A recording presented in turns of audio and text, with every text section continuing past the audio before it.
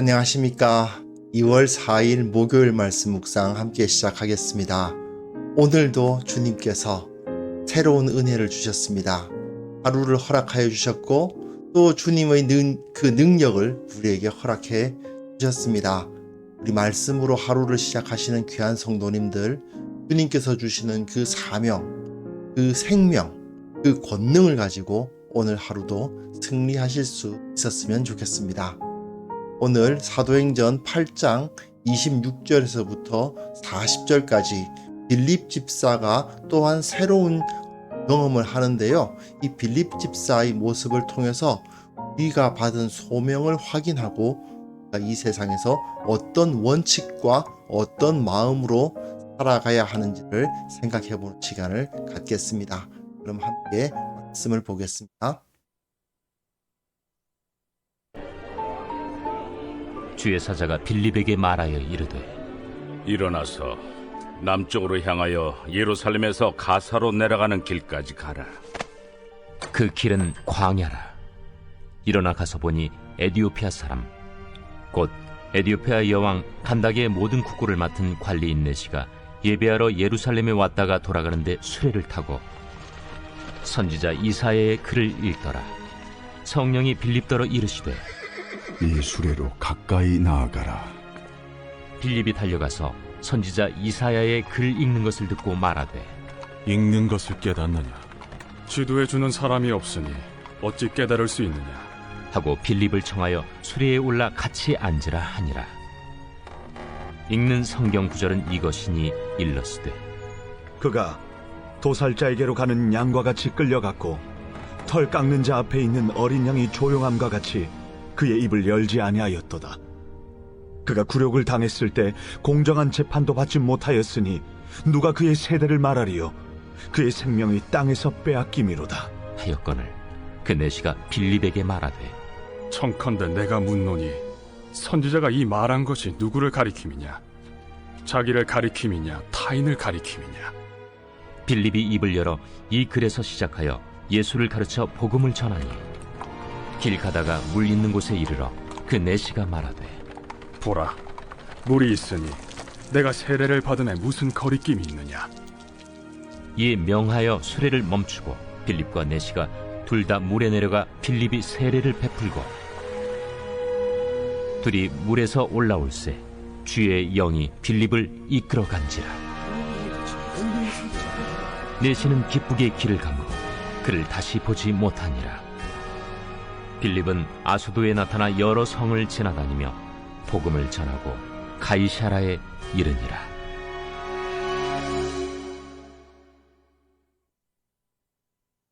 네, 우리는 지금 빌립의 이야기 마지막 부분을 보고 있습니다. 빌립이 어떻게 사역을 했고 그 사역을 어떻게 마감했는가를 보고 있습니다. 그리고 에디오피아인 네시를 만나는 이야기가 나오죠. 어제까지는 사마리아인 시몬을 만났습니다. 자, 유대인들은 사실 구약 성경에서 자주 나타나는 것이고 사실은 신약 성경에서도 계속 나타나는 굉장히 중요한 상징 중 하나가 이 증인의 상징이죠. 2는 증인의 상징 숫자입니다. 어떤 사람을 고발한다고 했을 때 그 사람을 고발할 때에는 반드시 2명 이상의 증인이 필요합니다. 그러다 보니까 성경에 나와 있는 법이죠. 그러다 보니까 2라는 숫자는 증언, 증거를 상징하는 숫자입니다. 지금 누가는 빌립의 경험을 통해서 두 가지 증거를 제시하고 있는 거예요. 하나는 사마리아인 시몬, 또 하나는 에디오피아인 네시입니다. 이 두 명을 증거로 제시하면서 뭘 증언하겠습니까? 이제 예수 그리스도의 복음은 유대인이 아닌 다른 모든 사람들을 구원하는 구원의 능력이다 하는 것을 보여주는 것이죠. 그러면서 유대인들의 입장에서는 그야말로 먼 사람들 두 사람을 제시하는 겁니다. 사마리아인은 사실 유대인들의 입장에서는 굉장히 가까운 데 있는 사람이면은 틀림없습니다. 하지만 가까이 있지만 정말 상종하고 싶지 않은 사람들이 사마리아인이죠.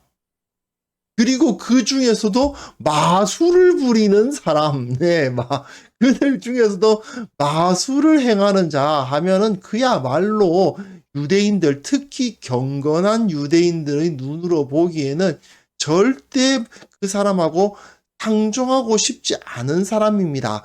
가까운 데 있어서 그런 사람들이 있다는 건 알고 있지만 그들과 뭐 얼굴을 보고 함께 대화하고 싶지 않은 사람, 그 사람이 바로 이 사마리아에 살고 있는 마술사 시몬이에요. 그런데 그 사람에게 복음이 증거되고 그 사람이 예수 그리스도를 만나고 비록 그 가운데 악한 마음이 있고 잘못된 것들이 있지만 그의 권능이 결국은 복음의 권능, 베드로와 요한에 의해서 전해지는 그 복음의 성령의 권능 앞에 완전히 꿇는, 그 앞에 굴복하는 그 모습을 보지 않았습니까? 즉 이런 자들에게도 복음의 권능은 임한다라는 것이 보여졌고요. 그리고 오늘 본문 에디오피아인, 에디오피아인, 그야말로 땅끝입니다. 저 먼 곳에 있는, 게다가 내시입니다. 거세된 남자예요. 그야말로 유대인들 입장에서는 그런 사람들 보고 싶지도 않고 어디선가 그런 사람이 있다더라 이야기는 들었을지 모르나 거의 볼 일도 없고 너무나도 멀리 있고 자기하고는 전혀 상관이 없는 사람들, 그 사람이 바로 에디오피아인 내시입니다. 그런데 이런 사람을 또한 만나서 그들에게 복음의 증거되는 역사가 나타나고 있는 것이죠. 자, 오늘 본문 한번 보겠습니다. 주의 사자가 빌립에게 말하여 이르되 일어나서 남쪽으로 향하여 예루살렘으로 가사로 내려가는 길까지 가라 하니 그 길은 광야라 되어 있습니다. 한번 지도 한번 볼까요? 자, 여기가 예루살렘인데요. 자, 여기서도 현대 구글맵입니다. 예루살렘인데 지금 구글맵으로 이 가사, 여기 가사 지구인데 제가 구글맵으로 예루살렘에서 가사까지 걸어가면 어떻게 되냐 찾아봤는데 못 간다. 바로 그냥 못 간다고 그냥 나와버리더라고요. 지금 가자 지구잖아요. 가자 지구. 지금 굉장히 뭐랄까 위험한 곳이죠. 그러다 보니까 바로 못 간다 그렇게 나와버리기 때문에 어떻게 얼마나 걸리는지 몰라서 바로 그 앞에 있는 요 지역, 여기 이 지역까지 가는 데는 얼마 걸리냐 해보니까 한 걸어서는 이제 14시간 또는 이쪽 길로 가면 17시간 걸린다. 그렇게 돼요. 하루 꼬박 가야 되는, 걸어야 되는 거리다. 그런데 빌립은 아마 이 길로 가진 않았을 겁니다. 왜냐? 현대의 닦은 길은 여기는 꽤 그래도 괜찮은 길인 것 같아요. 근데 길이 광야길 아닙니까? 광야길이면 틀림없이 이런 식으로 아마 이곳이 브엘세바인데 이거를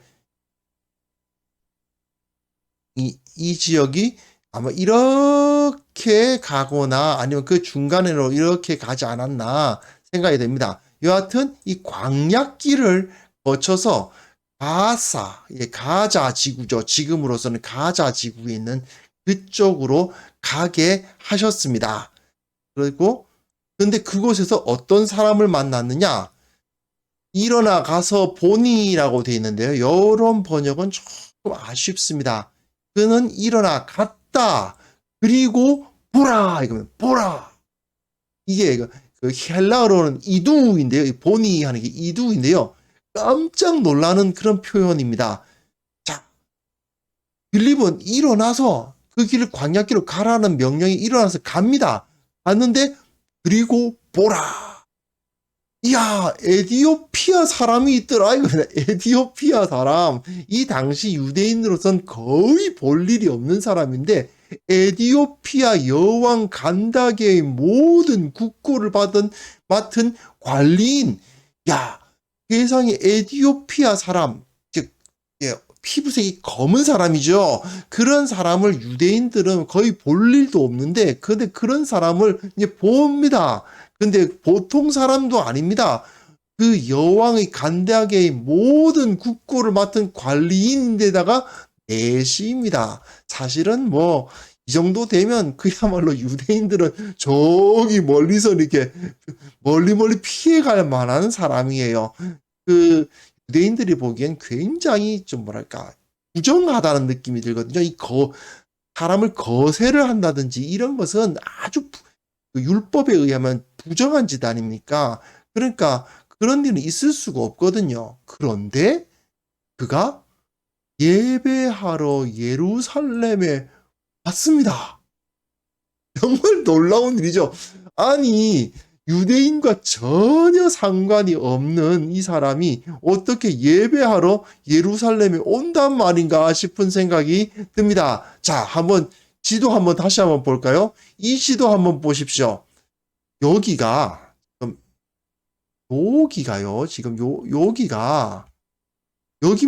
이 전체 지역의 그 그림이 여기에요, 여기. 근데 에디오피아는 여기입니다. 근데 성경 해석하시는 분들은 이때의 에디오피아는 지금 에디오피아라기보다는 요 수단 지역일 것이다 라고 보시는 분들도 있어요. 뭐 수단 지역이었던 지금 에디오피아 지역이었던 간에 엄청나게 멀다는 사실은 이 엄청나게 멀다는 것은 뭐 차를 타고 84시간이 걸린다는 거리니까 비행기는 없더라고요. 저는 비행기를 타고 가야 되는 거리인데 차를 타고 84시간 뭐 여기쯤이라 하더라도 적어도 차를 타고 3일 4일을 가야 되는 거리입니다. 엄청나게 먼 곳에서 온 사람이에요. 이 사람이 이 지역이라니까요. 그만큼이라니까요. 그러니 엄청나게 먼 곳 아닙니까? 이렇게 먼 곳에 있는 사람이 예배하러 예루살렘에 왔어요. 거세된 내시는 성전에 들어가지도 못합니다. 그럼에도 불구하고 그는 수레를 타고 물론 돈이 많고 엄청나게 권세가 있는 사람이니까 이것도 가능하지만 거기가 예배하러 왔다가 다시 돌아가면서 수레를 타고 가는데 거기서 놀랍게도 선지자 이사야의 글을 읽고 있습니다. 정말 유대인들이 보기에는 그야말로 황당한 모습입니다. 옛날에 우리나라 사람들도 주위에 외국인들이 없었던 시절에는 외국인들 보면 신기한 눈으로 막 보고 그랬죠. 근데 그 사람이 만약에 갑자기 우리말을 유창하게 한다고 한번 생각해 보십시오. 깜짝 놀라겠죠. 그죠? 요즘도 우리말을 유창하게 하는 뭐 피부가 흰 사람이나 아주 검으신 분, 이런 분들이 우리말 막 유창하게 하면 깜짝 놀라는 분들이 요즘도 있으신데 옛날에 뭐 70년대, 80년대 이럴 때만 해도 외국인들이 와서 우리말을 막 유창하게 하고 그러면 깜짝 놀라고 그러지 않았습니까? 그것보다 더 놀라는 일입니다. 유대인들 입장에서는 진짜 깜짝 놀랄 일이에요. 이 에디오피아인 관리인 내시가 선지자 이사야의 글을 읽으면서 예루살렘에 예배하러 왔다가 돌아가면서 선지자 이사야의 글을 읽으면서 간다. 이야, 짱합니다. 이 사람 돈이 많으니까 이 글을 갖고, 이 두루마리겠죠. 이 두루마리를 갖고 있는 거죠. 사실 이 시대에만 해도 성경책을 자기가 갖고 있는다는 것 자체가 힘드니까요. 왜냐면 굉장히 비쌉니다. 지금이야 성경책 하나씩 그냥 집에 뒹굴러 다니지만 이 당시에는 책이란 게 얼마나 비싸겠습니까? 양피지에다 다 적으니까요. 그러니까 그게 엄청난 재산입니다. 근데 그 엄청나게 비싼 그 이사야 그 두루마리를 물론 돈이 많으니까 살 수 있는 사람이죠. 사서는 그걸 굳이 사서 가지고 다니면서 읽는 사람입니다. 이 정도면 뭐 엄청나죠.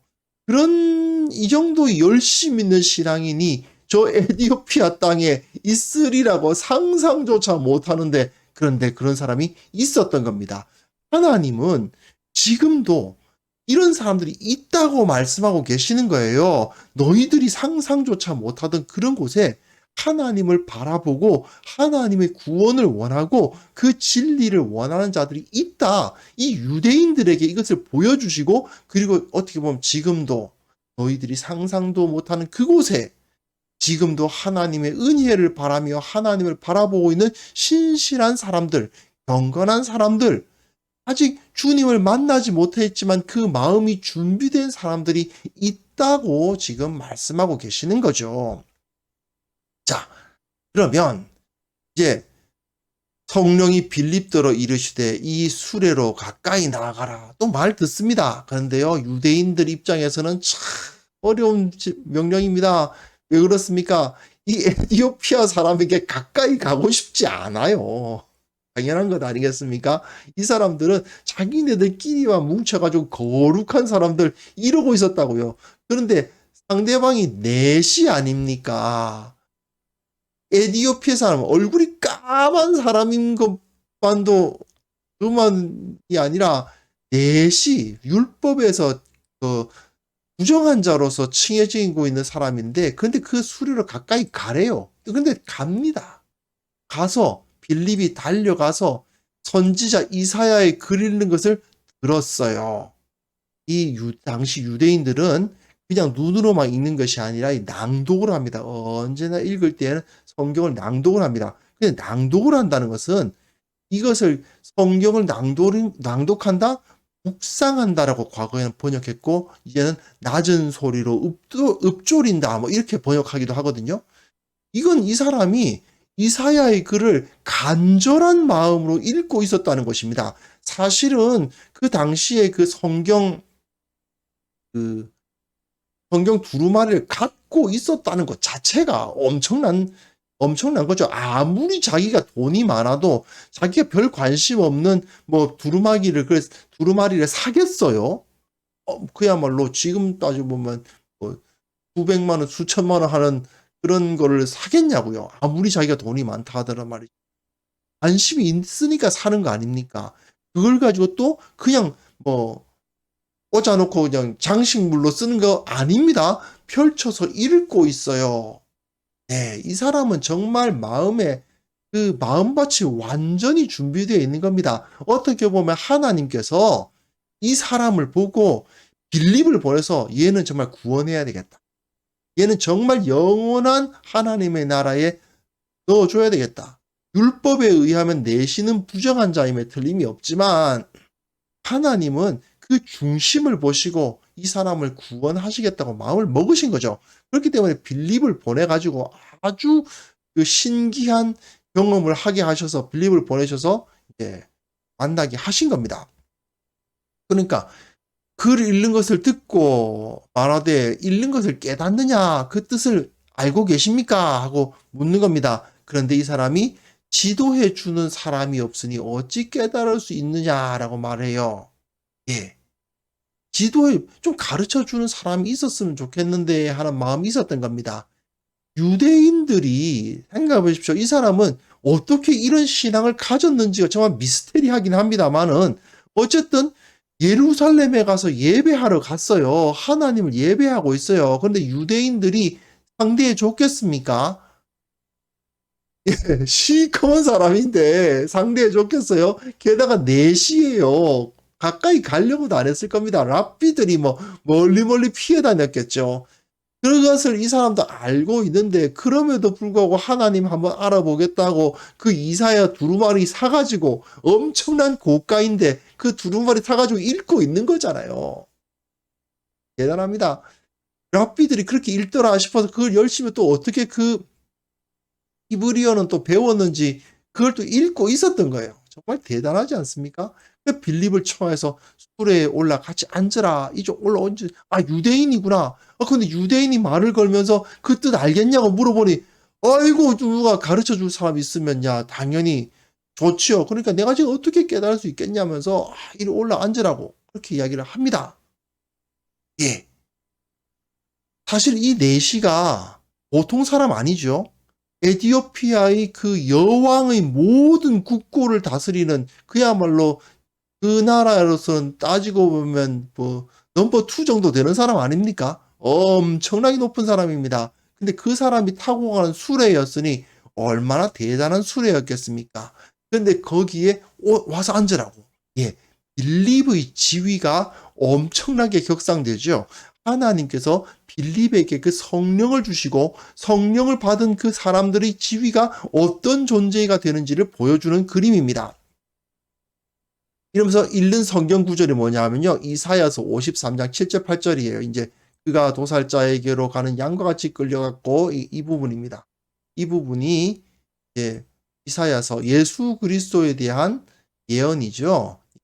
예수님께서 고난 받으시는 어린 양, 6월절 어린 양으로서 죽으실 것을 예언하고 있는 부분을 읽었는데 내시가 빌립더러 말하되 선지자가 이 말한 것이 누구를 가리킴이냐? 자기를 가리킴이냐? 타인을 가리킴이냐?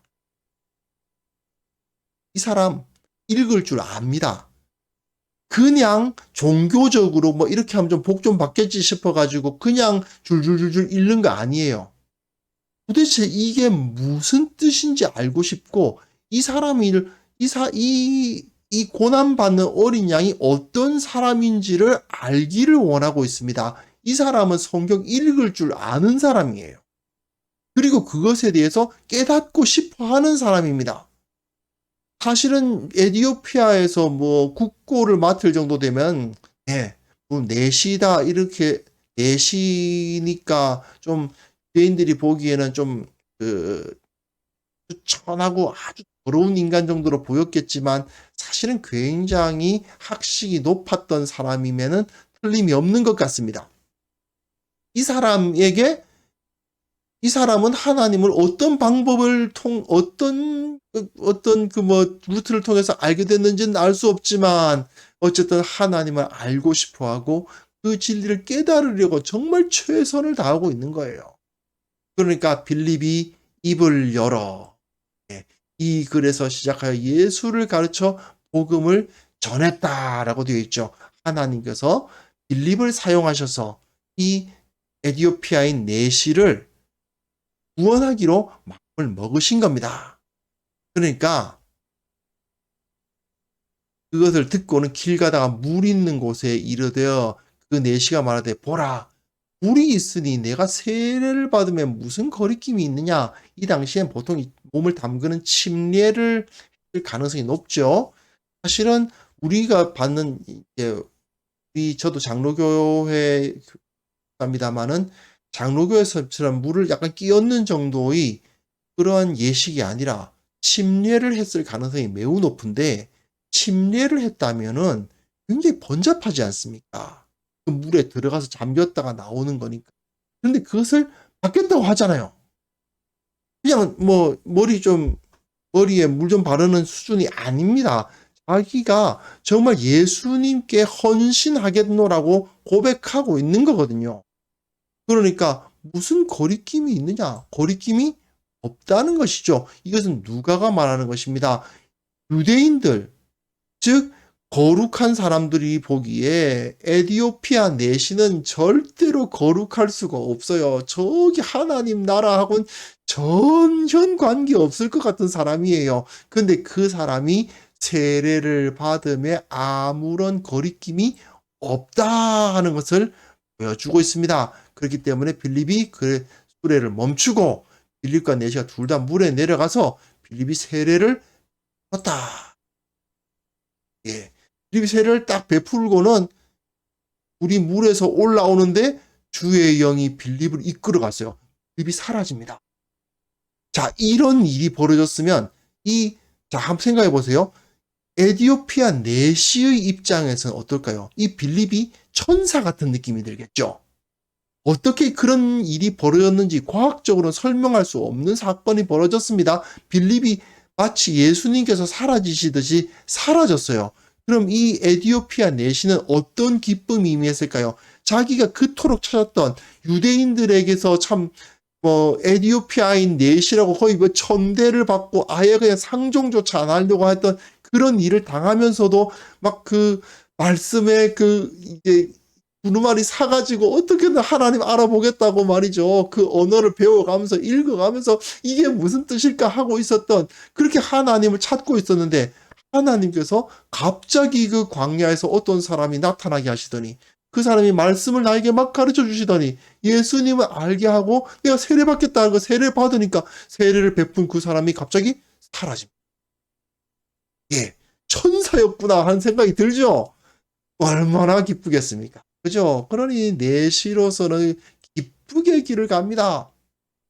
네, 이 기쁨이란 표현 어디서 본 것 같지 않습니까? 어제 본문에 사마리아 성에 빌립이 갔을 때 큰 기쁨이 있었죠. 8절에 나옵니다. 큰 기쁨이 그에 있었습니다.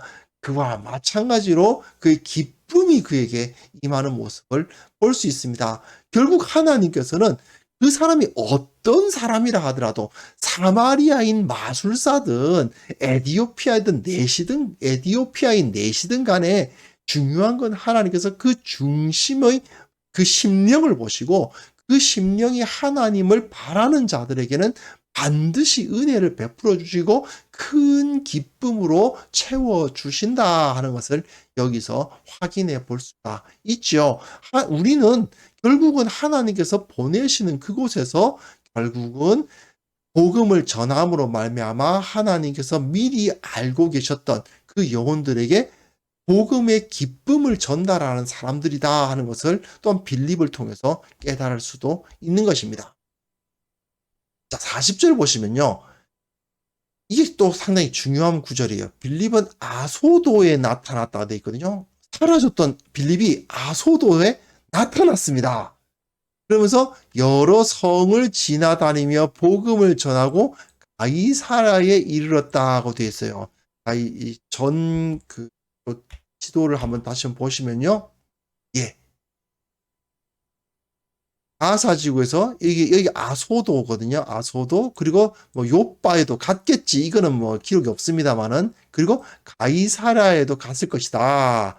이 당시의 이제 도시들 여러 성읍들에 나타나서 복음을 전했다라고 기록이 되어 있습니다. 즉, 예루살렘에 있다가 핍박 때문에 사마리아로 갔다가 사마리아에서 다시 내려온 다음에 이 광야길 걸어가다가 어느 중간에 그 에디오피아인 내시를 만나서 그를 구원하고 그 다음에 갑자기 사라져서 아소도에서 나타났고 이렇게 움직였다. 그렇게 말하고 있는 것이죠.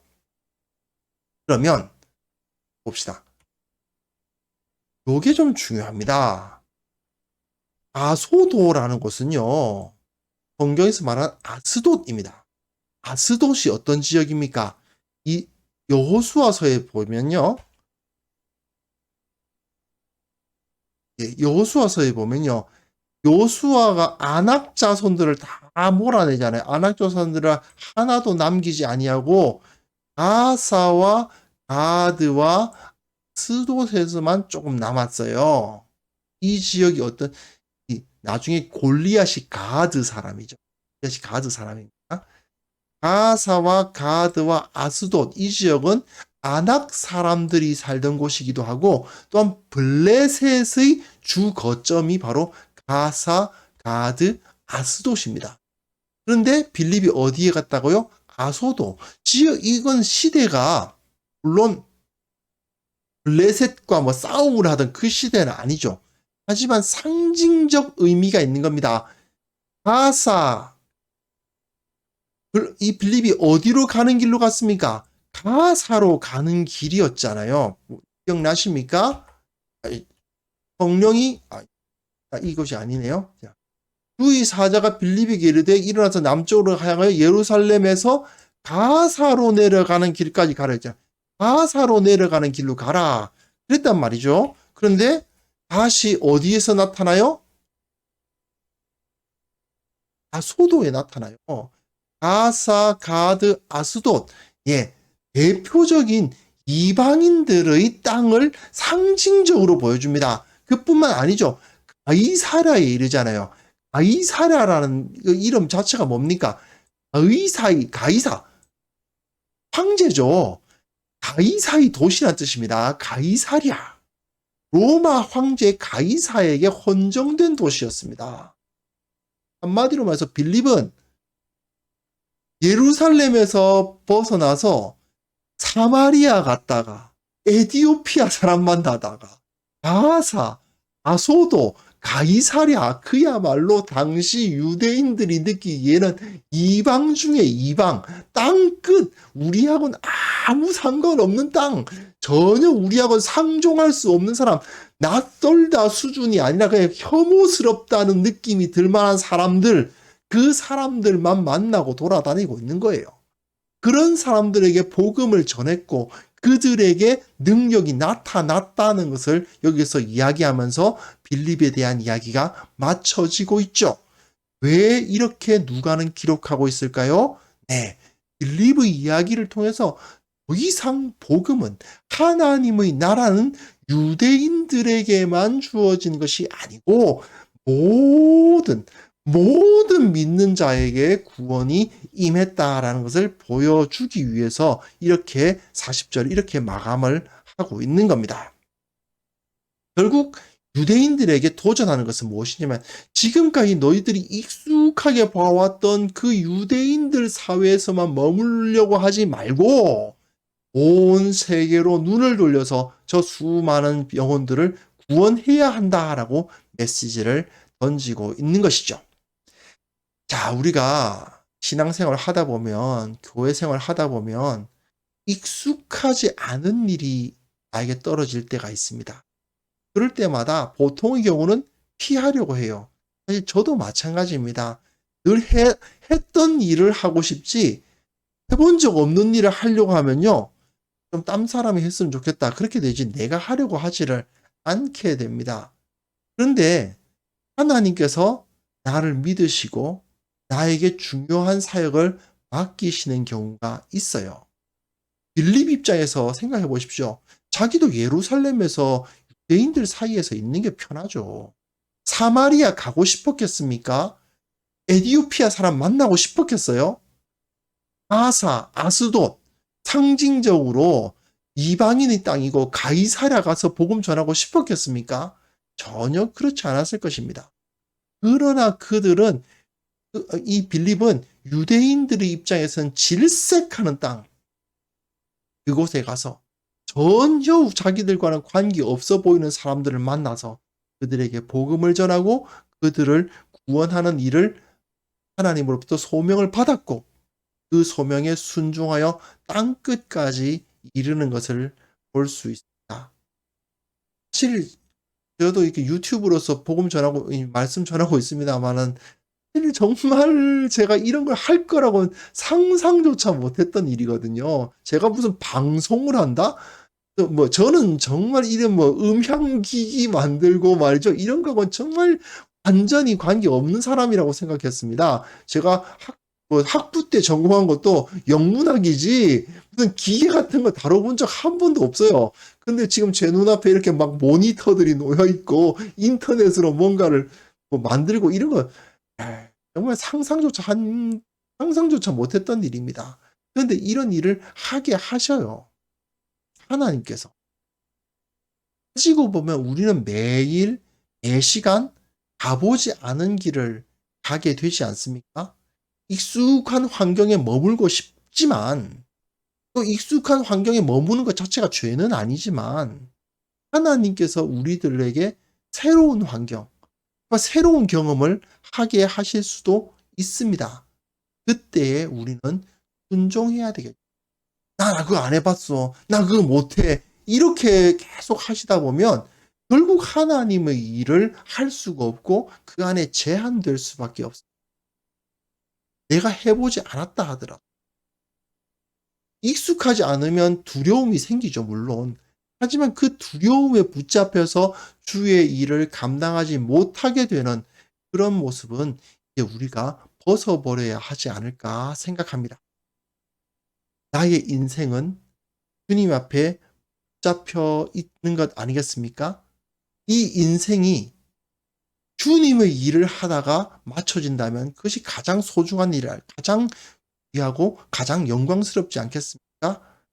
그것을 위해서 어떻게 보면 내 가보지 못한 길, 해보지 못한 일, 정말 시도해 본 적도 없는 일을 시도해 봐야 한다면, 시도해야 한다면 두려움 없이 그 길로 나설 수 있는 소명이 있다면 땅끝까지라도 갈 수 있는 그러한 용기, 그러한 믿음의 대함을 우리가 회복할 수 있었으면 좋겠습니다. 젊은 사람들이나 그렇게 하지. 글쎄요. 그렇지 않습니다. 모든 그리스도인들은 다 30대 초반입니다. 왠지 아십니까? 예수님을 닮아야 되거든요. 예수님은 30대 초반이십니다. 그렇죠? 예수님은 30대 초반이시고 내가 겉사람은 날로 후패하나 속사람은 날로 새롭도다. 그것이 그리스도인들의 삶이 아니겠습니까? 그렇다면 지금 내가 내 인생에서 가장 젊을 때잖아요. 그때 주님의 사역을 위해서 주님의 나라를 위해서 헌신하시고 모험을 뛰어드시는 그러한 귀한 성도님들 되셨으면 좋겠습니다. 이 시간 기도하는 시간을 갖습니다.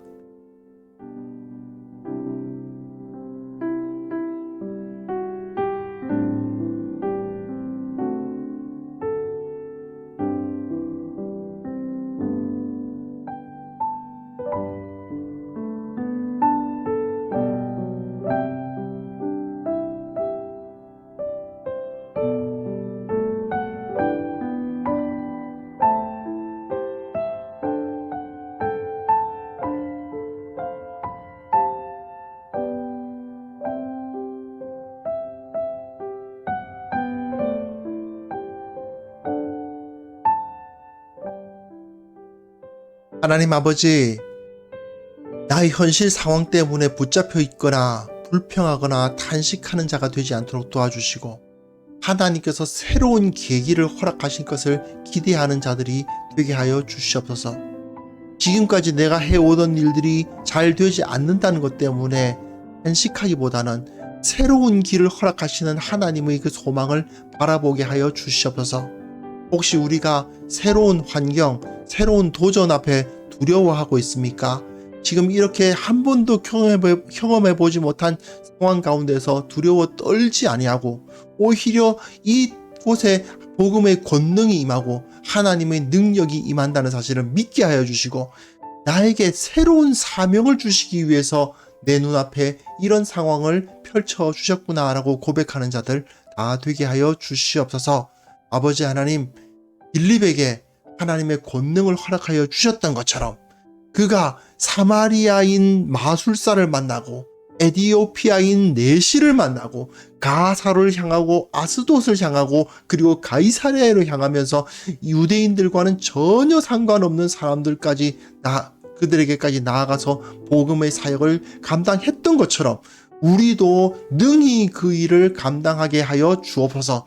성령의 능력을 허락하여 주셔서 해보지 못했던 것들, 경험해보지 못했던 것들까지도 능히 감당할 수 있는 참된 그리스도인, 능력의 주의 제자가 다들 될 수 있도록 주님 우리와 함께하여 주시옵소서. 주님 오늘 하루 주님께서 우리를 붙들어 주시기를 원합니다. 주의 권능으로 살아가는 하루가 되게 하여 주시고 주님의 능력을 이 세상 가운데 떨침으로 말미암아 참으로 예수를 닮은 자로구나 하는 인정을 받는 하루가 되게 하여 주옵소서. 주님께서 우리와 함께 하실 것을 믿사오며 예수님의 이름으로 기도합니다. 아멘.